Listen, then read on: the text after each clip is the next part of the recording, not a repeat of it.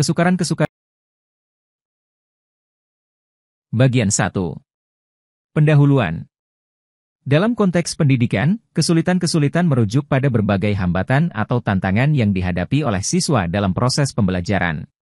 Setiap individu memiliki keunikannya sendiri, dan ini berarti bahwa setiap siswa dapat menghadapi kesulitan yang berbeda-beda dalam memahami materi pelajaran, berinteraksi dengan teman sekelas, atau bahkan dalam menjalani tuntutan harian di lingkungan pendidikan. Kesulitan-kesulitan ini dapat mencakup aspek akademis, emosional, sosial, fisik, dan bahkan faktor-faktor lingkungan. Bagian 2. Pengertian kesulitan dalam pendidikan. Definisi kesulitan dalam pembelajaran. Kesulitan dalam pendidikan merujuk pada hambatan atau tantangan yang dihadapi oleh siswa dalam memahami, menguasai, atau berpartisipasi dalam proses pembelajaran. Kesulitan ini bisa bersifat emosional, sosial, atau fisik. Kesulitan dalam pembelajaran dapat muncul karena berbagai faktor, termasuk perbedaan individu dalam gaya belajar, latar belakang sosial ekonomi, faktor lingkungan, kesehatan mental, dan lainnya. B. Jenis-jenis kesulitan yang umum terjadi dalam pembelajaran. Beberapa jenis kesulitan yang umum terjadi dalam pembelajaran. 1. Kesulitan kognitif. Kesulitan dalam memahami konsep-konsep pelajaran, menghubungkan informasi, dan mengembangkan pemahaman yang mendalam tentang materi. Contohnya termasuk kesulitan dalam memahami matematika, ilmu pengetahuan, bahasa asing, dan konsep-konsep abstrak lainnya. 2. Kesulitan membaca dan menulis, disleksia. Kesulitan dalam memahami dan menggunakan simbol-simbol tertulis, terutama membaca dan menulis. Siswa dengan disleksia mungkin memiliki kesulitan dalam mengenali huruf, membaca dengan lancar, dan menulis. 3. Kesulitan perhatian dan konsentrasi, ADHD. Gangguan defisit perhatian dan hiperaktivitas, ADHD, menyebabkan kesulitan dalam mempertahankan perhatian pada tugas, mengatur perilaku, dan duduk diam untuk jangka waktu tertentu. Ini dapat mempengaruhi kinerja akademis mereka. 4. Kesulitan bahasa. Siswa yang berbicara bahasa ibu yang berbeda dengan bahasa pengantar di sekolah mungkin mengalami kesulitan dalam memahami dan berkomunikasi dengan baik dalam bahasa tersebut. 5. Kesulitan dalam memecahkan masalah. Beberapa siswa mungkin kesulitan dalam merumuskan masalah, mengidentifikasi solusi, atau menerapkan strategi pemecahan masalah secara efektif. 6. Kesulitan motivasi dan minat. Siswa yang kurang termotivasi atau kehilangan minat dalam pelajaran tertentu mungkin menghadapi kesulitan dalam berpartisipasi aktif dan mencapai hasil yang baik. 7. Kesulitan emosional. Kesulitan dalam berinteraksi dengan teman sekelas, mengatasi konflik, atau mengelola emosi dapat mempengaruhi kesejahteraan siswa dan keterlibatan mereka dalam pembelajaran. 8. Kesulitan dalam pengelolaan waktu. Beberapa siswa mungkin mengalami kesulitan dalam mengatur waktu mereka dengan baik, yang dapat mempengaruhi kemampuan mereka untuk menyelesaikan tugas-tugas dengan tepat waktu. 9. Kesulitan motorik. Kesulitan dalam koordinasi gerakan motorik halus atau kasar dapat mempengaruhi kemampuan siswa dalam menulis, menggambar, atau berpartisipasi dalam aktivitas fisik. 10. Kesulitan teknologi. Dalam era teknologi informasi, siswa yang tidak memiliki akses atau keterampilan teknologi yang cukup mungkin mengalami kesulitan dalam menggunakan alat-alat digital untuk pembelajaran. 11. Kesulitan adaptasi dan transisi. Siswa yang mengalami perubahan lingkungan atau transisi, seperti masuk ke tahap pendidikan baru, mungkin menghadapi kesulitan dalam beradaptasi. 12. Kesulitan dalam menerima umpan balik, kritik. Beberapa siswa mungkin kesulitan dalam menerima kritik atau umpan balik dari guru atau teman sekelas, yang dapat mempengaruhi perkembangan mereka. Bagian 3. Kesulitan belajar. Faktor-faktor yang dapat menyebabkan kesulitan belajar. Beberapa faktor yang dapat mempengaruhi kemampuan siswa dalam pembelajaran. 1. Perbedaan gaya belajar. Setiap individu memiliki preferensi gaya belajar yang berbeda-beda, seperti visual, auditori, atau kinestetik. 2. Gangguan kesehatan atau disabilitas. Kondisi kesehatan fisik atau mental, seperti disleksia, ADHD, atau gangguan spektrum autisme. 3. Kurangnya keterampilan prasyarat. Kesulitan belajar dapat terjadi jika siswa tidak memiliki keterampilan dasar yang diperlukan materi baru. 4. Kurangnya motivasi atau minat. Ketidakminatan terhadap mata pelajaran atau tugas tertentu dapat mengurangi motivasi siswa untuk belajar. 5. Ketidakcocokan kurikulum atau metode pengajaran. Metode pengajaran yang tidak sesuai dengan kebutuhan siswa atau kurikulum yang tidak relevan. 6. Tantangan emosional atau psikologis. Faktor-faktor seperti kecemasan, stres, depresi, atau masalah dalam kehidupan pribadi. 7. Lingkungan belajar yang tidak mendukung. Faktor-faktor seperti gangguan di rumah, kebisingan, atau kurangnya tempat yang tenang untuk belajar. 8. Kurangnya dukungan sosial. Rendahnya dukungan dari teman sebaya, keluarga, atau guru dapat membuat siswa merasa tidak termotivasi atau tidak dihargai. 9. Keterbatasan sumber daya. Kurangnya akses terhadap buku teks, perangkat teknologi, atau sumber daya untuk pembelajaran. 10. Perbedaan bahasa atau latar belakang budaya. Siswa yang memiliki bahasa ibu atau latar belakang budaya yang berbeda dengan bahasa atau budaya yang digunakan dalam pengajaran. 11. Transisi dan perubahan hidup. Perubahan signifikan dalam kehidupan siswa, seperti berpindah sekolah atau perubahan lingkungan. 12. Kurangnya keterampilan studi atau pengelolaan waktu. Siswa mungkin kesulitan dalam mengatur waktu, merencanakan studi, atau mengambil catatan yang efektif. 13. Ketidakstabilan ekonomi. Faktor ekonomi seperti keterbatasan finansial dapat memengaruhi akses terhadap sumber daya pembelajaran dan lingkungan belajar yang kondusif. B. Identifikasi dan penanganan kesulitan belajar pada siswa. Identifikasi dan penanganan kesulitan belajar pada siswa memerlukan pendekatan yang holistik dan inklusif. Identifikasi kesulitan belajar. Pemantauan dan pengamatan. Guru perlu secara cermat memantau perkembangan akademis dan perilaku siswa. 2. Evaluasi kinerja. Melalui ujian, tugas, dan proyek, guru dapat mengidentifikasi siswa yang mengalami kesulitan dalam memahami materi atau menerapkan keterampilan. 3. Diskusi dengan siswa. Berbicara langsung dengan siswa untuk memahami perspektif tentang hambatan yang dihadapi dalam pembelajaran. 4. Kolaborasi dengan orang tua. Melibatkan orang tua dalam proses identifikasi dapat memberikan wawasan tambahan tentang perkembangan anak di luar lingkungan sekolah. 5. Tes penilaian khusus. Dalam beberapa kasus, tes penilaian khusus, seperti tes bacaan untuk mengidentifikasi disleksia, dapat membantu dalam mendeteksi hambatan belajar tertentu. Penanganan kesulitan belajar. 1. Pendekatan individualisasi. Merancang strategi pembelajaran yang sesuai dengan kebutuhan individu siswa, termasuk memberikan materi tambahan atau pengulangan. 2. Pemberian dukungan ekstra. Memberikan sesi bimbingan atau konseling akademis bagi siswa yang mengalami kesulitan belajar. 3. Program remedial. Mengembangkan program remedial atau bimbingan khusus untuk siswa yang mengalami kesulitan belajar dalam mata pelajaran tertentu. 4. Penggunaan teknologi. Mengintegrasikan teknologi pendidikan, seperti aplikasi pembelajaran atau platform online, untuk memberikan dukungan tambahan dalam pembelajaran. 5. Penggunaan keterampilan studi. Mengajarkan keterampilan studi yang efektif, seperti pengorganisasian waktu, membuat catatan, dan teknik memahami materi. 6. Penghargaan dan motivasi. Memberikan umpan balik positif dan penghargaan atas usaha siswa untuk memotivasi mereka dalam mengatasi kesulitan. 7. Kolaborasi dengan spesialis. Dan spesialis pendidikan khusus atau ahli terapis jika diperlukan, seperti logopedis, psikolog, atau terapis fisik. 8. Program inklusi. Menerapkan program inklusi yang mendukung siswa dengan kebutuhan khusus dalam pembelajaran bersama dengan teman sebaya. 9. Konseling psikologis. Mengarahkan siswa yang mengalami kesulitan emosional atau mental untuk mendapatkan dukungan konseling dari profesional terlatih. 10. Keterlibatan orang tua. Berkomunikasi secara teratur dengan orang tua siswa untuk membahas perkembangan anak dan mendapatkan dukungan dari rumah. 11. Lingkungan belajar yang mendukung. Menciptakan lingkungan belajar yang positif dan inklusif di kelas dan sekolah. 12. Evaluasi dan penyesuaian terus-menerus. Terus memantau kemajuan siswa dan menyesuaikan strategi pembelajaran sesuai kebutuhan yang berkembang. Bagian 4. Kesulitan dalam tantangan-tantangan yang dihadapi oleh pendidik dalam proses pengajaran. Beberapa tantangan umum yang sering dihadapi oleh pendidik dalam proses pengajaran. 1. Ragam gaya belajar siswa. 2. Kemampuan siswa yang beragam.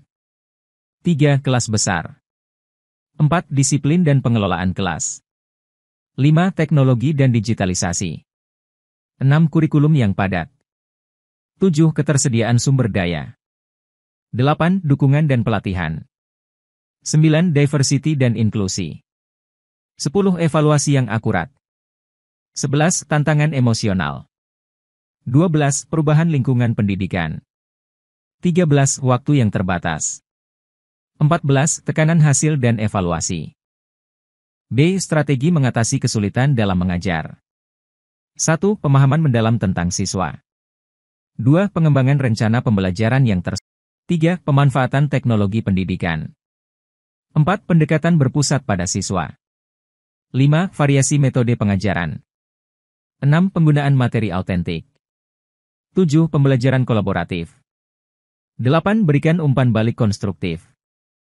9. Pengaturan kelas yang efektif. 10. Diferensiasi instruksi. 11. Refleksi terus-menerus. 12. Menghadapi tantangan dengan fleksibilitas. 13. Kolaborasi dengan rekan kerja. 14. Mengembangkan keterampilan pengelolaan kelas. 15. Mengatasi keterbatasan waktu. 16. Pemberdayaan siswa. 17. Mengatasi konflik. 18. Pengembangan profesional berkelanjutan. 19. Membangun keseimbangan. 20. Mengadopsi pendekatan positif. 21. Keterbukaan terhadap inovasi. Bagian 5. Kesulitan dalam kurikulum dan materi pembelajaran. A. Relevansi kurikulum dengan kebutuhan dan perkembangan siswa. Tantangan yang dapat muncul dalam menghubungkan kurikulum dengan kebutuhan dan perkembangan siswa. 1. Tantangan integrasi. Mengintegrasikan konsep-konsep dalam kurikulum dengan kepentingan dan pengalaman nyata siswa. 2. Pentingnya revisi. Kurikulum perlu terus direvisi agar tetap relevan dengan perkembangan sosial, teknologi, dan ekonomi. 3. Keberagaman siswa. Dalam kelas dengan siswa yang memiliki latar belakang dan tingkat kemampuan yang beragam. 4. Ketidakcocokan dengan gaya belajar. Kurikulum yang hanya berfokus pada metode pengajaran tertentu mungkin tidak sesuai dengan gaya belajar beragam siswa. 5. Keterbatasan rujukan lokal. Beberapa kurikulum mungkin lebih berfokus pada konteks global daripada rujukan lokal. Aktif. Menerapkan pembelajaran aktif dan keterlibatan siswa dalam kurikulum mungkin memerlukan lebih banyak persiapan dan waktu. 7. Kurikulum berlebihan. Kurikulum yang terlalu padat dan penuh dengan materi. 8. Persyaratan ujian dan evaluasi. Kurikulum yang sangat terfokus pada persiapan ujian standar atau evaluasi. Strategi mengatasi tantangan dalam relevansi kurikulum. 1. Kolaborasi tim pengajar. 2. Pengembangan kurikulum partisipatif. 3. Penggunaan kasus lokal. 4. Penyesuaian materi. 5. Pembelajaran berbasis masalah. 6. Penekanan pada keterampilan. 7. Penggunaan teknologi edukatif. 8. Pengembangan modul tematik. 9. Pembelajaran berpusat pada siswa. 10. Evaluasi formatif. 11. Pelatihan dan pengembangan pendidik. Materi pembelajaran dengan kemampuan siswa. Tantangan yang sering muncul dan strategi untuk mengatasi penyesuaian materi pembelajaran dengan kemampuan siswa. 1. Tingkat kemampuan yang beragam. Diferensiasi instruksi dengan memberikan tugas yang bervariasi sesuai tingkat kemampuan. Gunakan pengajaran berbasis proyek yang memungkinkan siswa bekerja pada tingkat keterampilan masing-masing. 2. Siswa berkebutuhan khusus. Rencanakan modifikasi dan akomodasi yang sesuai dengan kebutuhan masing-masing siswa. Kolaborasi dengan spesialis pendidikan khusus untuk merencanakan pendekatan yang efektif. 3. Kurikulum terlalu padat. Identifikasi inti konsep yang harus dipahami oleh semua siswa dan fokuskan upaya pada pengajaran dan pemahaman konsep-konsep tersebut. 4. Waktu terbatas. Gunakan waktu dengan efektif. Misalnya dengan memberikan waktu tambahan untuk bimbingan individu selama waktu istirahat atau menggunakan untuk memfasilitasi dukungan di luar jam pelajaran. 5. Minat dan motivasi yang beragam. Kaitkan materi pembelajaran dengan minat pribadi siswa dan buat koneksi dengan dunia nyata. Gunakan variasi metode pengajaran untuk mempertahankan minat siswa. 6. Kemampuan bahasa. Sediakan dukungan bahasa tambahan seperti kamus, terjemahan, atau pemandu belajar. Gunakan gambar dan visual untuk mendukung pemahaman. 7. Penyesuaian keterampilan studi. Sisihkan waktu untuk mengajarkan keterampilan studi seperti membuat catatan, mengorganisir waktu, dan merumuskan pertanyaan. 8. Pentingnya penilaian. Gunakan penilaian formatif yang lebih ringan, memberikan umpan balik yang konstruktif, dan ajarkan keterampilan mengelola stres dan ujian. 9. Kurangnya sumber daya. Sediakan sumber daya alternatif, seperti salinan materi pelajaran atau akses ke perpustakaan lain untuk memastikan akses yang setara. 10. Pendidikan inklusif. Kolaborasi dengan spesialis pendidikan khusus dan rancang strategi yang inklusif dalam pengajaran dan penilaian. 11. Pemahaman tentang perkembangan siswa. Pelajari tentang perkembangan siswa di berbagai tahap usia dan gunakan pengetahuan ini dalam merancang pengajaran. Bagian 6. Kesulitan dalam penilaian dan evaluasi. A. Kesulitan dalam merancang dan mengimplementasikan penilaian yang adil dan akurat. 1. Batasan gaya penilaian. Gabungkan berbagai gaya penilaian seperti ujian, tugas proyek, presentasi, dan penilaian sejawat untuk memberikan gambaran yang lebih komprehensif tentang kemampuan siswa. 2. Bias penilaian. Gunakan rubrik atau kriteria penilaian yang jelas dan objektif. Libatkan beberapa penilai dalam penilaian, jika memungkinkan. Atas. Rencanakan penilaian dengan cermat, prioritaskan tujuan utama, dan gunakan alat bantu atau template jika diperlukan. 4. Pemahaman yang salah. Berikan instruksi yang jelas, diskusikan tujuan penilaian dengan siswa, dan gunakan contoh konkret jika diperlukan. 5. Kemampuan penilaian guru. Sediakan pelatihan dan dukungan bagi guru dalam merancang penilaian yang efektif. Kolaborasi antara guru untuk berbagi ide dan praktik terbaik juga penting. B. Penanganan masalah dalam evaluasi kinerja siswa. 1. Variabilitas kinerja. Gunakan pendekatan penilaian yang inklusif dengan mengumpulkan data dari berbagai sumber dan waktu yang berbeda. 2. Kesulitan dalam memberikan umpan balik. Fokus pada penguatan positif, berikan umpan balik yang spesifik dan aktionable, dan dorong siswa untuk merumuskan langkah-langkah perbaikan. 3. Motivasi dan minat. Buat koneksi antara materi pembelajaran dan minat siswa. Gunakan variasi metode pengajaran untuk menjaga minat siswa. 4. Tekanan hasil. Tekankan pentingnya proses belajar dan kemajuan daripada hanya hasil akhir. Berikan dukungan emosional kepada siswa.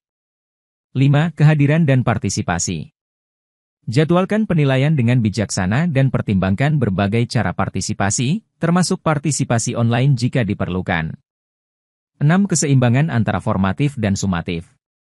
Gunakan penilaian formatif secara berkelanjutan selama pembelajaran, dan gunakan penilaian sumatif untuk memberikan gambaran keseluruhan. 7. Kecocokan antara tujuan dan penilaian. Desain penilaian yang mencerminkan tujuan pembelajaran dengan jelas. Selalu pertimbangkan apakah penilaian tersebut akan memberikan informasi yang dibutuhkan untuk mengukur pencapaian tujuan. Bagian 7. Eksternal yang mempengaruhi kesulitan dalam pendidikan. A. Pengaruh lingkungan sosial dan budaya terhadap kesulitan dalam belajar. 1. Nilai dan norma budaya. Membangun pemahaman tentang pentingnya pendidikan dalam masyarakat, dan menjembatani kesenjangan antara nilai budaya dan tujuan pendidikan. 2. Sistem dukungan keluarga. Mendorong komunikasi antara sekolah dan keluarga, dan memberikan pelatihan untuk meningkatkan keterlibatan orang tua dalam pendidikan anak. 3. Peran gender.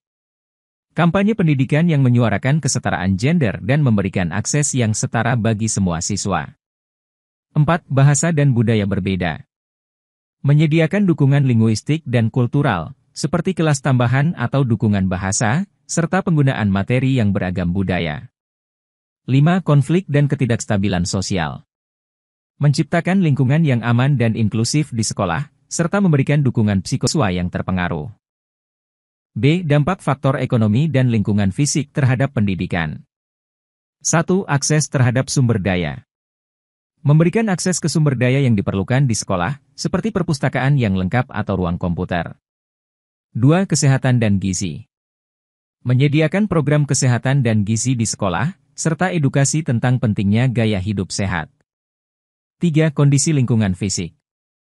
Memperbaiki dan memelihara fasilitas sekolah agar menjadi tempat yang nyaman dan aman untuk belajar. 4. Ketidakstabilan ekonomi keluarga. Memberikan dukungan finansial atau bantuan kepada siswa yang membutuhkan, serta menyediakan layanan konseling. 5. Pekerja anak dan beban kerja. Menyediakan fleksibilitas dalam jadwal belajar, serta program pembelajaran yang dapat diakses secara fleksibel. 6. Akses terhadap pendidikan berkualitas. Meningkatkan akses berkualitas dengan membangun lebih banyak sekolah, memberikan pelatihan guru, dan mengembangkan program pendidikan jarak jauh. Bagian 8. Dampak kesulitan dalam pendidikan. A. Implikasi kesulitan-kesulitan terhadap prestasi akademik. 1. Rendahnya prestasi akademik. 2. Kesenjangan prestasi. 3. Ketidakpercayaan diri. 4. Motivasi berkurang. 5. Kelelahan mental. B. Dampak psikologis dan emosional pada siswa. 1. Stres dan kecemasan. 2. Rasa frustrasi dan putus asa. 3. Gangguan emosional. 4. Perasaan rendah diri. 5. Isolasi sosial. 6. Gangguan kesehatan mental yang lebih serius. Strategi mengatasi kesulitan dalam pendidikan. A. Pendekatan diferensiasi untuk mengatasi variasi kemampuan siswa. 1. Pengenalan pendekatan diferensiasi. Rancang berbagai pilihan tugas, tingkat kesulitan, atau sumber daya untuk siswa dengan tingkat kemampuan yang berbeda. 2. Penggunaan kelompok belajar. Buat kelompok belajar dengan fokus pada perbedaan kemampuan, dan berikan tugas yang sesuai dengan setiap kelompok. 3. Penilaian formatif dan umpan balik. Berikan umpan balik terstruktur secara berkala dan berdasarkan perkembangan siswa. 4. Rancangan pembelajaran yang inklusif. Sajikan materi menggunakan berbagai media, seperti gambar, video, ceramah, dan aktivitas praktis. 5. Tantangan tambahan atau dukungan khusus. Desain tugas yang dapat diubah untuk memenuhi kebutuhan siswa, seperti tugas opsional atau tambahan. B. Keterlibatan orang tua dan masyarakat dalam mendukung penyelesaian kesulitan. 1. Komunikasi terbuka dengan orang tua.